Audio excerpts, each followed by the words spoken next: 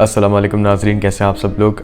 Welcome back to another episode of Ghaur wa Fikr. आज हम लोग एक बहुत ही इंपॉर्टेंट चीज़ के बारे में बात करना चाह रहे हैं और वो है कि अपना subsidiary subject bachelors of arts के अंदर कैसे चुनें, क्योंकि बहुत सारे लोग अब फाइनली अपने बीए ऑनर्स के पहले सेमेस्टर के अंदर एंटर हो चुके हैं।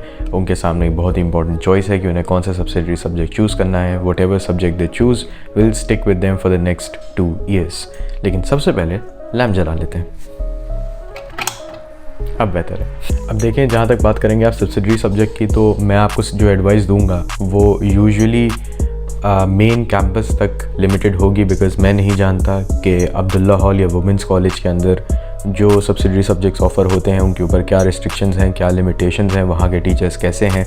मैं जो जानता हूँ वो अपना मेल पर्सपेक्टिव जानता हूँ, पहली बात। दूसरी बात, मैं अलीगढ़ मुस्लिम यूनिवर्सिटी तक ही बात कर पाऊँगा, तो मेरी जितनी भी एडवाइस है वो यहीं तक महदूद रह जाएगी, क्योंकि मैं किसी और यूनिवर्सिटी का पार्ट नहीं हूँ। मैं नहीं जानता वहाँ के डिपार्टमेंट्स कैसे हैं। तो फर्स्ट ऑफ़ ऑल, अगर आपने बीए ऑनर्स साइकोलॉजी लिया है तो मैं आपको एक बात बहुत ही खड़ी बता सकता हूँ कि आप इकोनॉमिक्स एज ए सब्सिडरी मत लिएगा, and there is a reason for that. मेरे जितने भी दोस्त हैं जिन्होंने बीए ऑनर्स साइकोलॉजी के अंदर इकोनॉमिक्स लिया, वो सब पछता रहे हैं, हर एक पछता रहा है। And the simple reason is कि it is absolutely tough. Sometimes it gets even tougher than your main subject, that is your psychology. कभी कभी उससे भी ज़्यादा टफ हो जाता है। तो अनटिल एंड अनलेस आपको सेकेंड ईयर के अंदर सब्सिडरी सब्जेक्ट को अपना मेन सब्जेक्ट बनाना हो, यानी कि अगर आप इकोनॉमिक्स अपना सब्सिडरी सिर्फ इस वजह से ले रहे हैं कि आपको साइकोलॉजी छोड़ के इकोनॉमिक्स के अंदर शिफ्ट होना है, तब आप ये कंसिडर कर सकते हैं। और या फिर अगर आपको ढेर सारा इंटरेस्ट हो इकोनॉमिक्स के अंदर, या फिर अगर आपको यूपीएससी देना हो, तब आप एक बार कंसिडर कर सकते हैं इकोनॉमिक्स को। But I would still suggest कि इकोनॉमिक्स से बेहतर ऑप्शंस हैं for choosing something if you are interested in UPSC. For example आप पॉलिटिकल साइंस भी ले सकते हैं। आप सब्सिडरी सब्जेक्ट चूज़ करने की एक बहुत ही इंपॉर्टेंट बात यह है कि आपको 2 चॉइसेस लेनी होंगी, 1 from arts and 1 from social sciences.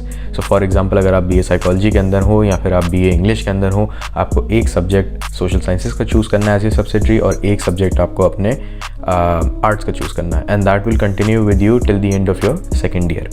तो आर्ट्स के अंदर आपके पास ये सारी चॉइसेस होंगी, लाइक सारी लैंग्वेजेस आपके पास अवेलेबल होंगी, आपके पास इंग्लिश भी अवेलेबल ऑफ कोर्स होगी ही होगी, उसके साथ साथ आपके पास फ़िलासफ़ी भी अवेलेबल होगी।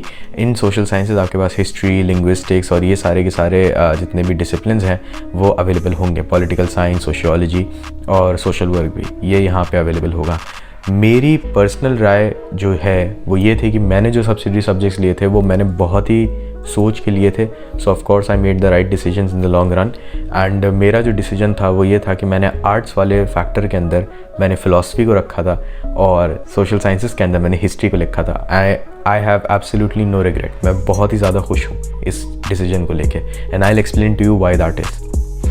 सी, जब आप इकोनॉमिक्स की बात करते हैं, इकोनॉमिक्स आप लेंगे, it's going to be tough. English लोगों से मैंने सुना है, मैंने अपने पूरे ग्रुप पे क्वेश्चन ओपन करा था कि भाई आप लोग बताएं आपके सब्सिडरी कैसे हैं।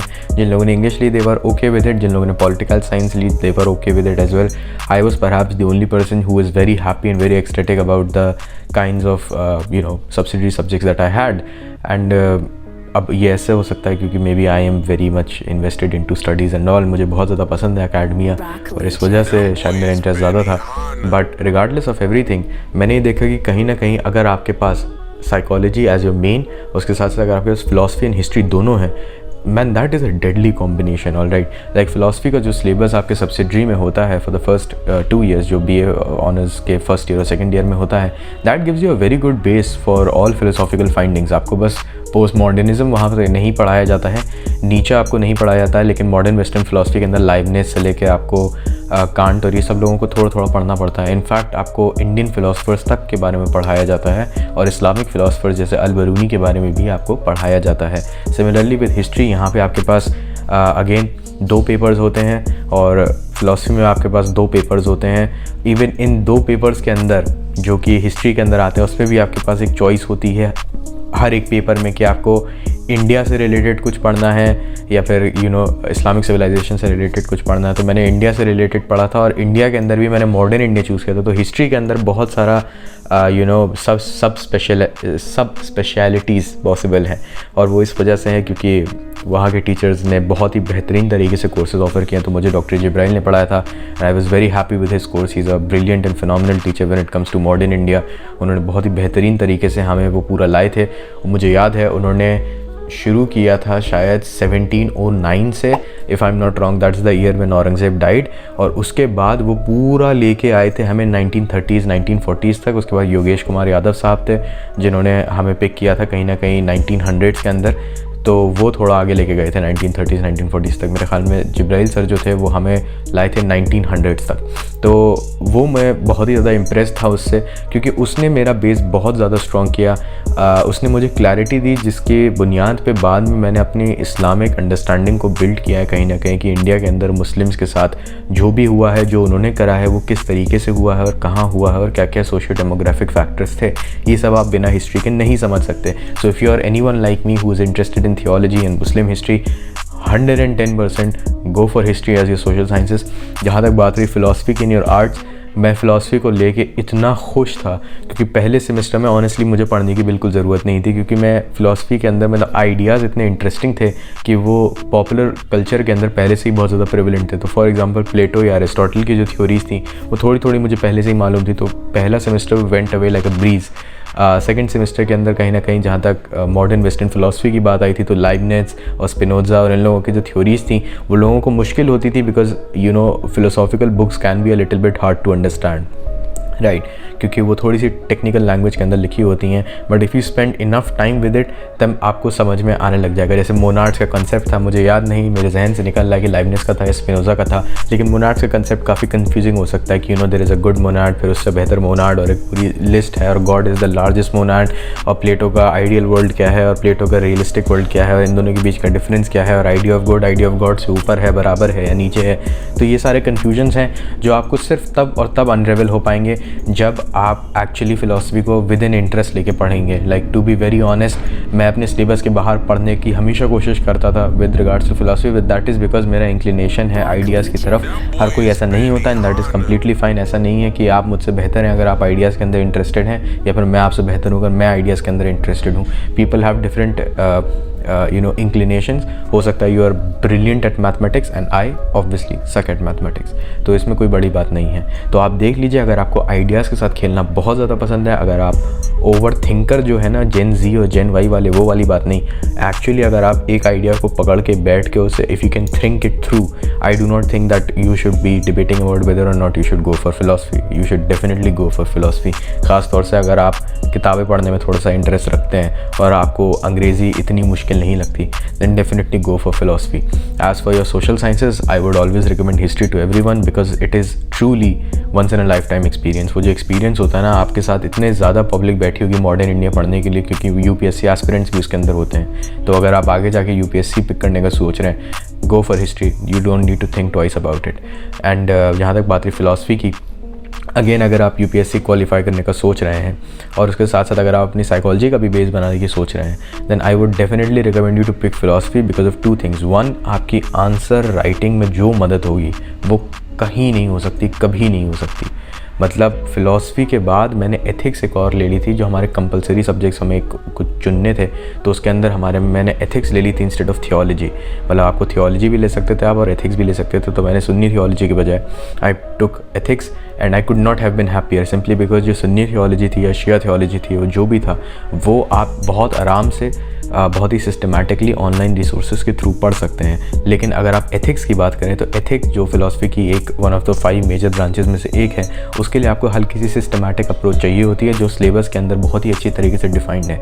तो अगर आप यूपीएससी के एस्पिरेंट हैं, और मैं बार बार यूपीएससी इस वजह से बोल रहा हूँ बिकॉज आई नो कि बहुत सारे लोग भी ऑनर सिर्फ इस वजह से ज्वाइन करते हैं कि वो यूपीएससी के एस्पिरेंट्स होते हैं। तो अगर आप यूपीएससी के एस्पिरेंट हैं तो आपके आंसर राइटिंग में बहुत ही ज़्यादा मदद होगी।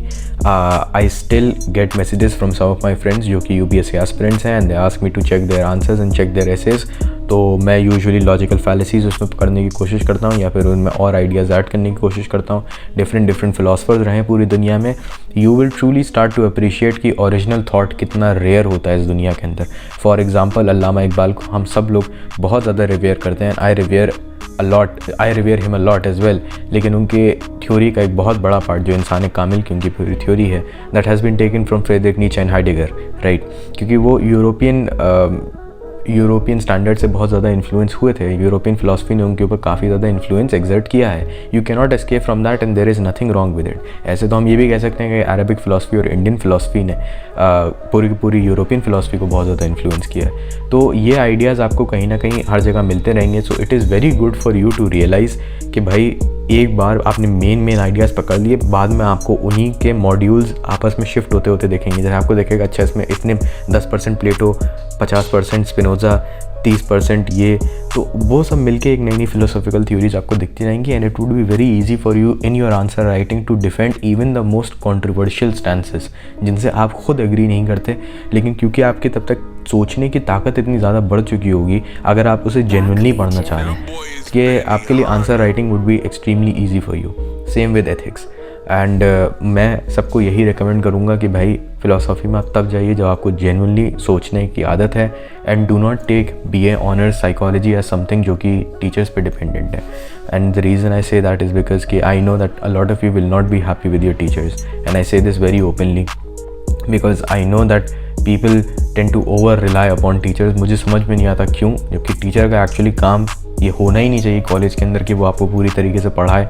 It should not be expected of them and they should not be asked to teach you the complete thing because they are pretty busy. You and I we forget often कि जो teachers हैं या professors हैं वो पढ़ाने पे इतना focus इस वजह से नहीं कर रहे हैं, नहीं कर पा रहे हैं बिकॉज उनकी खुद की रिसर्चेज हैं एंड उनके अंडर में लोग अपने अपनी मास्टर्स की डिसर्टेशंस या फिर PhD की डिसर्टेशंस कंप्लीट कर रहे हैं। एंड इन दैट सिचुएशन आपको अपने रिसोर्सेज खुद से एलोकेट और खुद से आपको जमा करने पड़ेंगे। If you wait completely for the teachers handouts then forget about getting good marks or anything like that because आप वही चीज़ लिख रहे होंगे जो पूरी दुनिया लिख रही है, आप उसके अंदर कोई नई चीज़ नहीं ऐड करवा पा रहे होंगे। बजाय इसके अगर आप सिंपली जाके बस एक स्टैनफोर्ड इंसाइक्लोपीडिया का पेज पढ़ लें या फिर एक आप फिलोसॉफिकल इंसाइक्लोपीडिया जो स्टैनफोर्ड का है वो पढ़ लें या फिर आप क्रैश कोर्स की सीरीज़ देख लें साइकोलॉजी के ऊपर, या फिर MIT ने फ्री लेक्चर्स डाले हुए हैं साइकोलॉजी के ऊपर, अगर आप वो जाके देख लें। IPPCR का फ्री क्लिनिकल रिसर्च कोर्स है, अगर आप वो जाके एक बार देख लें। या फिर साइकोलॉजी के लिए अगर आपको पढ़ना ही है तो एटकिंसन एंड हिलगार्ड आप ऑनलाइन चाहे अपने फ़ोन पर डाउनलोड करके बस उसे एक बार पढ़ लें, किताब एक बार रेफ़र कर लें। अगर आपने बस इतना भी कर लिया तो आपके आंसर्स में इतनी ज़्यादा रिचनेस आ जाएगी बिकॉज टीचर आपको बहुत ही ऊपर से बताएंगे because there is too much syllabus to cover for them. लेकिन अगर आपको पता हुआ कि इसके कैवियाट्स क्या क्या हैं, इसके स्पेसिफिकेशंस क्या क्या हैं इस पर्टिकुलर थ्योरी के, देन ना आप सिर्फ पूरी थ्योरी लिख सकते हैं बल्कि आप थ्योरी का क्रिटिक भी लिख सकते हैं। एंड बिकॉज आपने एक चीज़ के बारे में इतना ज़्यादा पढ़ लिया होगा कि आप वो भूल ही नहीं सकते। For example there are multiple theories from my first semester जो मुझे आज तक याद है, not because I continue to revise them but because तब वो मैंने इतनी डेप्थ में पढ़ी थी कि उसके कुछ पार्ट्स अभी तक 4th सेमेस्टर में काम में आए या 5th सेमेस्टर में काम में आए, 6th सेमेस्टर में काम में आते हैं, तो याद आता रहता है कि अच्छा हाँ उस थ्योरी का भी तो पार्ट थी, अच्छा हाँ उसमें भी तो ये हो रहा था। And that is not only with me, that is with anyone who really loves their subject. So I really hope आपने अपना सब्जेक्ट बहुत ही प्यार मोहब्बत के साथ चूज़ किया हो। Do not treat this as a stepping stone, ये मेरी आपसे हाथ जोड़ के रिक्वेस्ट है। I know that a lot of you are joining simply because of UPSC and इस बात को मैं पूरी तरीके से रिस्पेक्ट करता हूँ। Best of luck for your future exams, but if you truly पे respect and diligence to your subject, then the subject will always reward you. If you respect the subject will respect you. That is what I completely believe in. Best of luck. I hope this video helped you in picking out subsidiary subjects. Take care.